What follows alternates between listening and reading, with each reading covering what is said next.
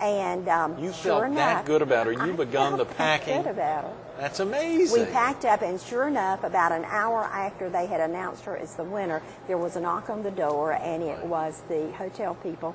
They moved us up to the penthouse. We had a wonderful reception. I was in terrible pain. Oh, yeah. And Kimberly had a sinus infection herself. So that night, when we finally got in the, well, it was morning because it was about 4 a.m. in the morning. Oh, yeah. When we finally got in the bed, she and I were lying in the bed and in this gorgeous mirrored room, and I remember her saying, "Miss Rita, you're sick and I'm sick, and we're in this palatial, wonderful place. I'm Miss America, and here we are getting over this sickness." But the next day we were up and ready to talk with the Miss America people and get ready for her to go to New York and get ready to start her travel as Miss America. But, so therefore I came back home and I said, now, I didn't get to see this Miss America, so I've got to wait till we have another one. Yeah. I love it. I love it. And hopefully that'll be happening in the not too distant future. I'm sure every year for all the amazing pageants throughout the country. They're all yearning for that. We had a great judge with us 2 weeks ago when we were here, Jack Cooper, who was on the show last week. From Oklahoma. From Oklahoma, that's exactly right. He was on the show with us last Tuesday, and for viewers who missed him, they need to go online to CarolinaPeople.com and watch him because he was that good. But he drove home some of the points about what it was like for him in the state of Oklahoma, where they had a Miss America back-to-back, in 05, 06, or 06, 07, depending on how you calculate it. And after, and he probably shared with our listeners that the thing about it is that when you have a Miss America, then you come home as a state delegation and you begin to prepare for her homecoming. So you just come off of that whirlwind and come back and start another one. But it's a great and wonderful feeling, and you know, whether you have Miss America or not, there's just a great journey for young women to take in the program. Oh, absolutely. And they're all winners when it's over with. Very definitely. And your journey, speaking of the journey, we've got to talk a little about the journey to the State House, which has been a fascinating one. Rita, you were elected, I believe, in 92? In 92, took office in 93, served 10 years in the South Carolina House, representing House District 36 here in Spartanburg County. And the wonderful thing about it is that when I ran in 92, I actually could pick up the phone and call anybody in the state that was associated with the Miss South Carolina pageant. And I don't know how much they've told you, but I served 10 years.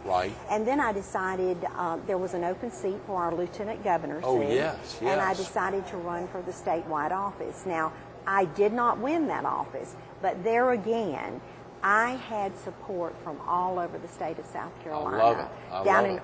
In our Horry County, wonderful people down there. Good delegate, good support down. Good support. But I could pick up the phone and all these young women that had gone through this program, their LEDs, their parents and all, it was wonderful to be able to call them and say, I'm running for a statewide office, I'm going to be in your area, I'd love to sit down and talk to you about my political aspirations and what I see, where I see the state going and that kind of thing. So that was exciting too, to bring the two programs, to bring an elected office and the Miss South Carolina program that I had been involved in together to work. And many of those people were my best advocates and worked so hard. Throughout the state. That is tremendous, Rita. And after I was not elected as lieutenant governor, our present governor, Governor Mark Sanford, of course, was traveling the campaign trail the same time I was. And we had gotten to know each other real well, so he asked me if I would serve on his transition team. And that was an 8-person transition team. So I served from November till he was sworn in January of 93. And then he asked me if I would come as his education advisor because I'd been very involved in our education here in South Carolina. And I did that for 3 years, and then the last 2 years I have served as his legislative director, working primarily with the House of Representatives, sort of liaison between the governor's office and the General Assembly. And in right before Christmas of 07, I decided to run, so I left there, and I'm doing some work for the South Carolina Commission on Higher Education now, which is great because that's where our young women are, and it gives me a feel of accomplishment to help them move through their scholarship programs and all. And the South Carolina Commission on Higher Education, I think Dalton Floyd from our area has been very involved for Loved years Dalton. with that Dalton organization. served as as chairman. He is now chairman of the Higher Education Foundation. Great. He and his wife both.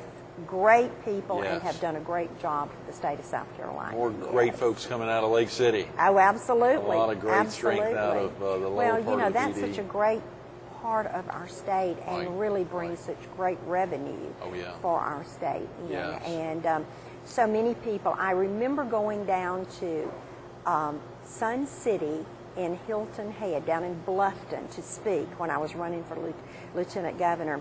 And there was a group of about 500 people. And I remember saying, okay, let's check out and see how many of these 500 people, retirees here, are natives of South Carolina. Right, right. Not a one raised their hands. I ended up finding that more people from Ohio had come to retire here than any other state.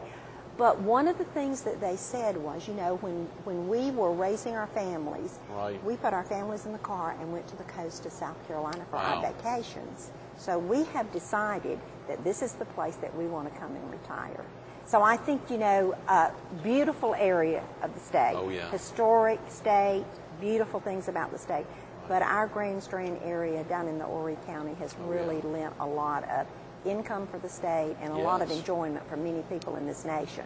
We've heard about that. We've seen that. Of course, we see it always when new potential elected officials who haven't been to Columbia before are always talking about these big bags of money that go into Columbia and not coming back. And it's a tough it's a tough thing from any community, whether you're a donor county or not. But ultimately, folks, when you're in Columbia, you have to make decisions that benefit the entire state and not just your home district. Your focus has got to be on the entire state. Even though those 2,000 people sent you there from your local district and that kind of thing, you've also there as a voice for everybody in the state. Absolutely. I've heard that many times before. Senator Ray Cleary from Earl's area has really highlighted that at times he wants to do things for the home area, but he has to think and everybody has statewide. needs, and it's very difficult. But you've got to look at the state holistically and see what you know, is best for the whole. In addition to your home area. In addition to those people who sent you there. We've got to mention you were the founder of and started the Miss South Carolina Scholarship Foundations, and so much of this I am so excited about our foundation, and we're probably one of a few states in the nation that have our own foundation under the Miss South Carolina Scholarship Program.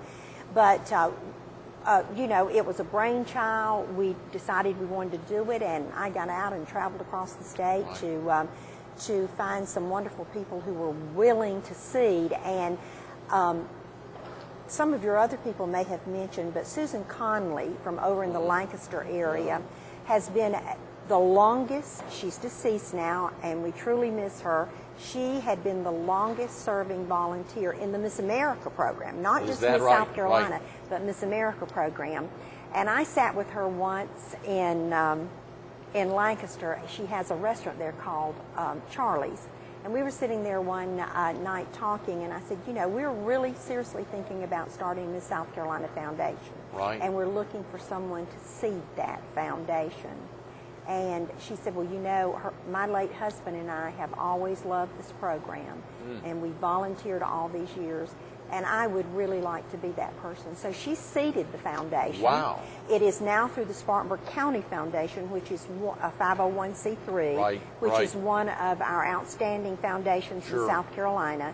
And so all of our funds go to the Spartanburg County Foundation, and once a young lady follows all the rules and regulations and fills out her paperwork, then that is sent to the Spartanburg County Foundation, and her money sent directly to her school and her scholarship. So it's a wonderful opportunity. And then there's so many people. We had a member of our board that served as a judge this year in the Miss South Carolina pageant, Kathy Randall.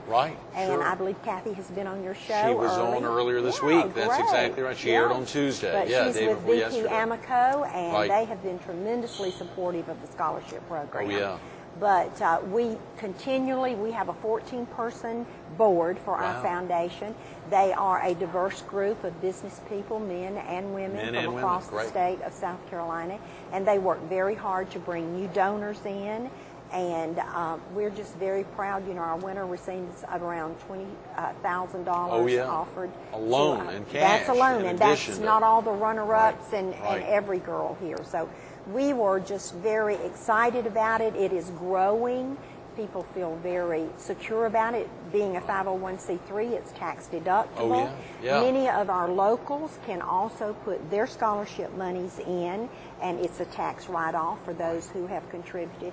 So we're excited about it, and more and more every year, more people get involved in it. And even our viewers who may not be involved in pageants in their communities, in Mullins or in Bennettsville, they may not have a pageant, but they can still get involved and support the Miss South Carolina Scholarship Support the Foundation. Miss South Carolina Scholarship. It's a tax write-off, and that is going to help educate some young woman from the state of South Carolina in very, very special ways. So, yeah, they can feel very, very good about that.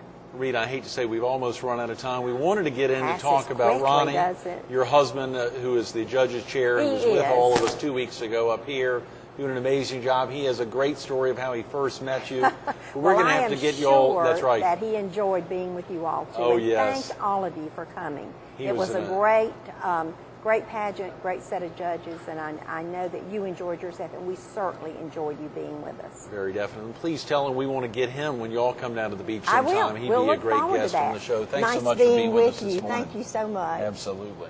Stay tuned to a little more with the Honorable Rita Allison, the Vice President and Chair of the Miss South Carolina Scholarship Foundation, coming up next.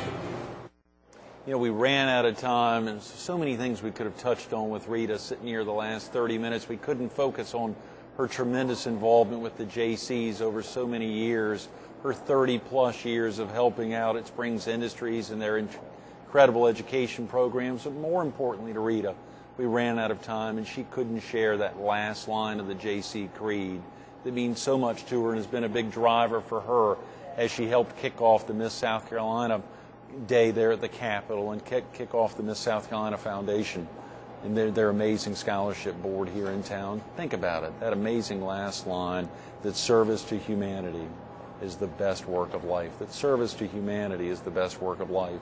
Rita Allison, her family, and all the extended family of the Miss South Carolina organization making a difference every day. Rita, thanks so much for being with us this morning. It's been a pleasure. Absolutely.